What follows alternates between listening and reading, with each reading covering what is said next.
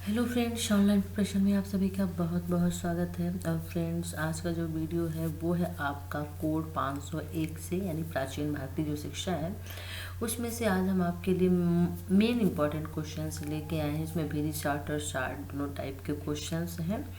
तो चलिए आइए देख लेते हैं वीडियो, और वीडियो कैसा लगा ज़रूर बताइएगा। और नेक्स्ट जो हमारा वीडियो होगा वो आपका लॉन्ग क्वेश्चंस का होगा।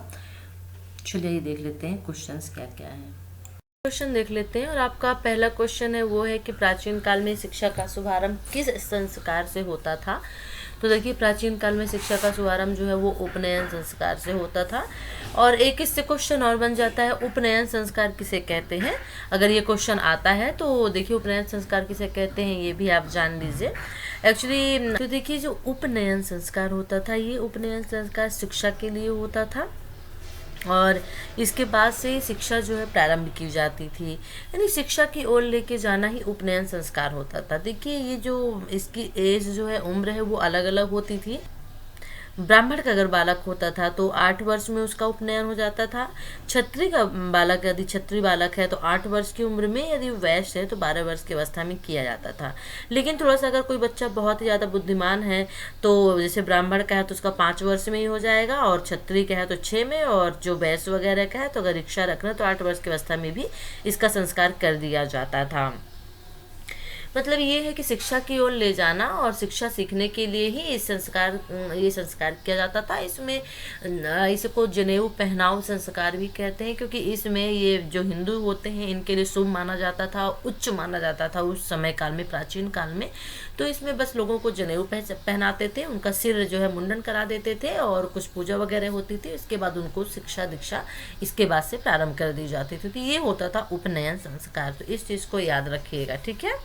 एज याद रखिएगा, और मेन काम यही होता था कि जनेऊ पहनाना, मुंडन करना, और कुछ उनसे वर्ड बुलवाए जाते थे, और इसके बाद शिक्षा दीक्षा प्रारंभ कर दी जाती थी। चलिए नेक्स्ट क्वेश्चन देख लेते हैं। नेक्स्ट क्वेश्चन है, जीवन की 4 अवस्थाओं को बताना है। तो देखिए, जीवन की 4 अवस्थाएं हम सभी जानते हैं, ब्रह्मचर्य, गृहस्थ, वानप्रस्थ और संन्यास, ये 4 अवस्थाएं होती हैं। पहला ब्रह्मचारी लोग अपना जीवन ब्रह्मचर्य अकेले गुजारते थे, फिर इसके बाद यानी आश्रम वगैरह में जाते थे और शिक्षा दीक्षा लेते थे। फिर वो गृहस्थ जीवन बिताते थे, शादी वगैरह करते थे, और इसके बाद वो वानप्रस्थ बन के निकल जाते थे, और इसके बाद वो संन्यास ले लेते थे। तो ये 4 अवस्थाएं जीवन की मानी गई थी प्राचीन काल में। सभी प्राचीन काल के बारे में हम पढ़ रहे हैं।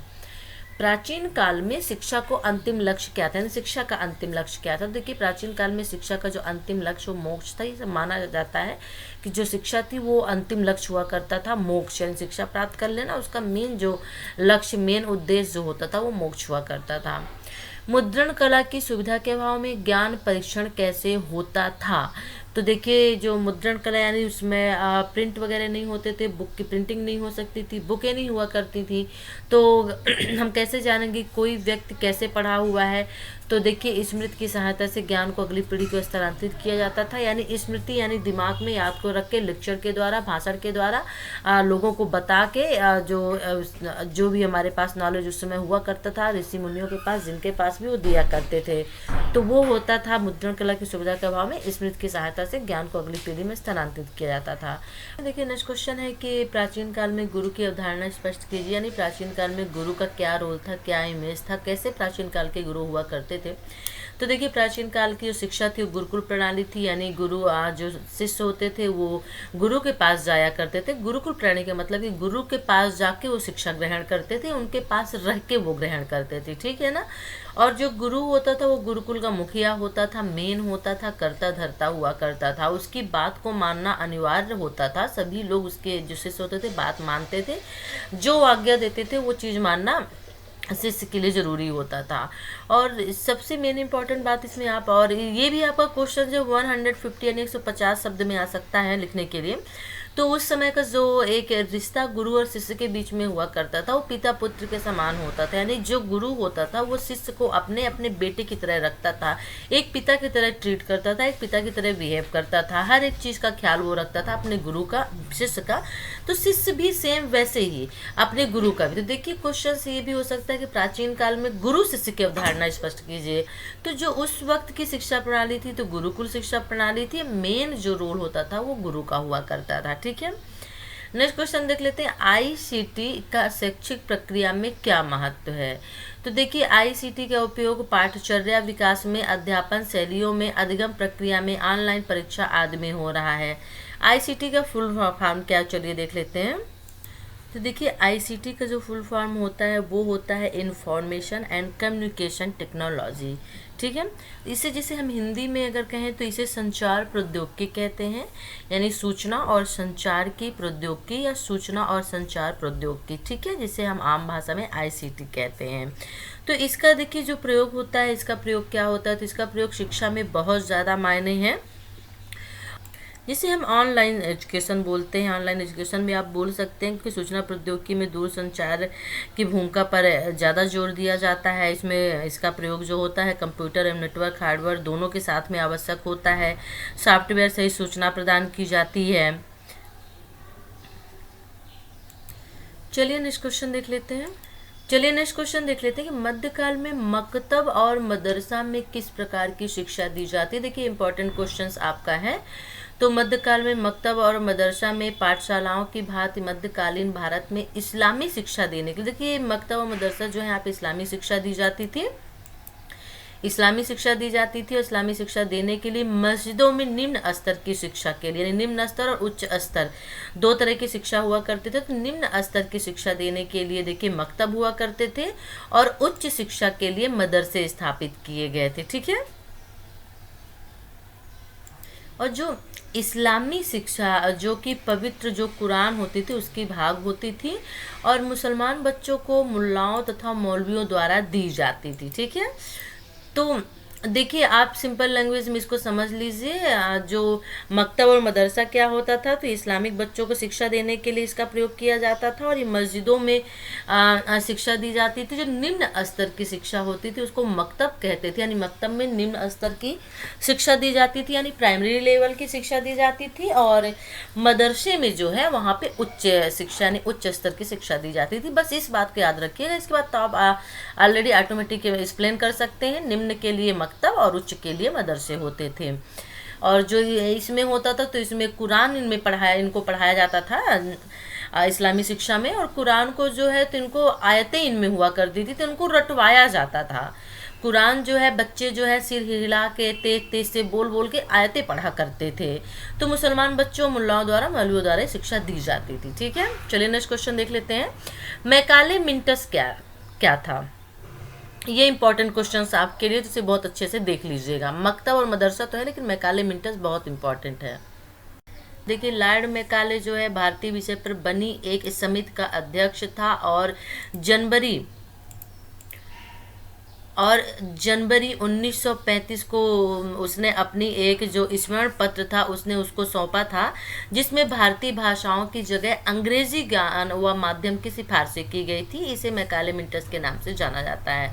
देखिए, इसको मैं अपनी लैंग्वेज में आपको समझाती हूँ। 1834 में जो मैकाले मिंटस थे, 1834 में उनको भारत भेजा गया। देखिए यहाँ पे आपका जो ये है ये मिस प्रिंट है और इसे आप 1834 इसको कर लीजिए, क्योंकि 1935 नहीं 1835 ये होगा। सबसे पहली बात 19 नहीं होगा, ठीक है ना।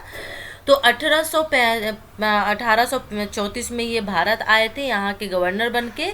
और इनको जो है एक जो भारतीय शिक्षा उस समय चल रही थी भारत में, उनका इनको एक समिति का अध्यक्ष बनाया गया था और इनसे रिपोर्ट मांगी गई थी कि आप क्या सुझाव देंगे भारतीय शिक्षा के लिए।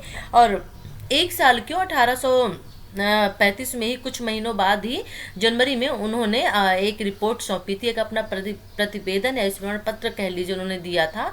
और उसमें उन्होंने ये लिखा था कि जो भारतीय भाषाएं हैं, शिक्षा का माध्यम जो भारतीय भाषाएं थी, उनको भारतीय भाषाओं को न करके अंग्रेजी की इन्होंने सिफारिश की थी कि भारतीय भाषाओं की जगह अंग्रेजी से शिक्षा दी जाए, अंग्रेजी के माध्यम से शिक्षा दी जाए।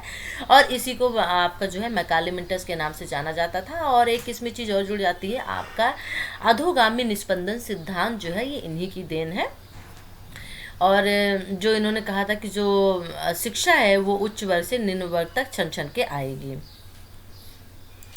मुदलियार आयोग का उद्देश्य क्या था, ये अब देखिए क्वेश्चन नेक्स्ट है। तो देखिए इस आयोग का उद्देश्य जो था वो देश में जो प्रचलित माध्यमिक शिक्षा की जांच करना था तथा माध्यमिक शिक्षा थी और उसके उद्देश्य थे, जो उसके संगठन थे, इनका प्राथमिक और उच्च शिक्षा से संबंध क्या था, विभिन्न प्रकार के माध्यमिक विद्यालयों के सह संबंध के संदर्भ में माध्यमिक शिक्षा के पुनर्गठन एवं संशोधन के लिए उपाय सुझाना था।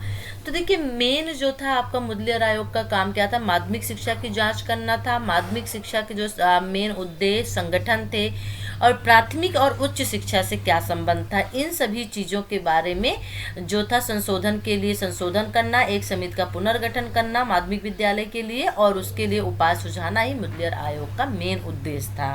ठीक है, नेक्स्ट क्वेश्चन देख लेते हैं। तो यशपाल समिति ने अध्यापक प्रशिक्षण कार्यक्रम के लिए क्या बात की थी।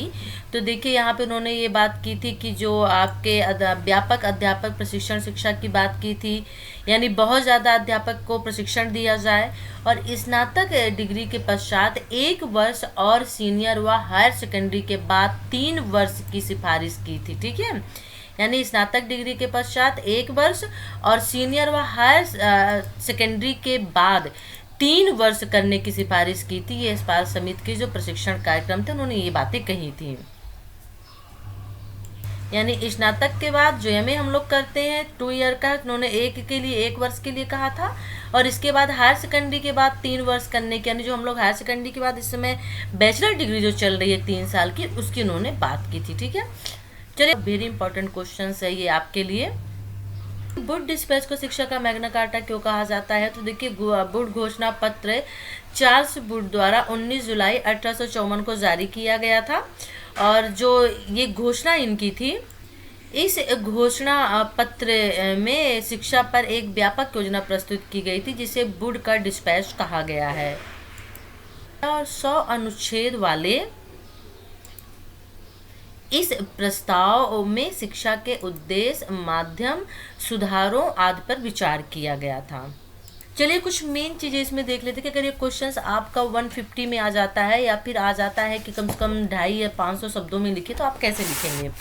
तो देखिए इसमें कुछ चीज़ें हो सकती है, जैसे उच्च शिक्षा का जो माध्यम हो अंग्रेजी हो। वुड ने ये कहा था कि जो उच्च शिक्षा का माध्यम है वो अंग्रेजी हो और जनसाधारण की शिक्षा का माध्यम देसी हो, यानी जो हायर एजुकेशन हो वो अंग्रेजी माध्यम से, अंग्रेजी मीडियम से दिया जाए और जो जनसाधारण नीचे तबके के लोगों की जो लोकल लोग हैं उन लोगों की शिक्षा का माध्यम उनकी खुद की अपनी जो लोकल लैंग्वेज है उनमें उनको शिक्षा दी जाए।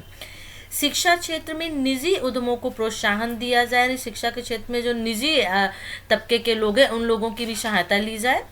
पाश्चात्य शिक्षा का व्यापक प्रचार प्रसार हो। देखिए जो भी जितने भी अंग्रेज आए थे, जितने भी शिक्षा के लिए प्रतिवेदन या फिर स्वरूप लेके आए, सभी ने पाश्चात्य शिक्षा का व्यापक प्रचार प्रसार किया। पाश्चात्य शिक्षा यानी अंग्रेजी का प्रचार प्रसार हो।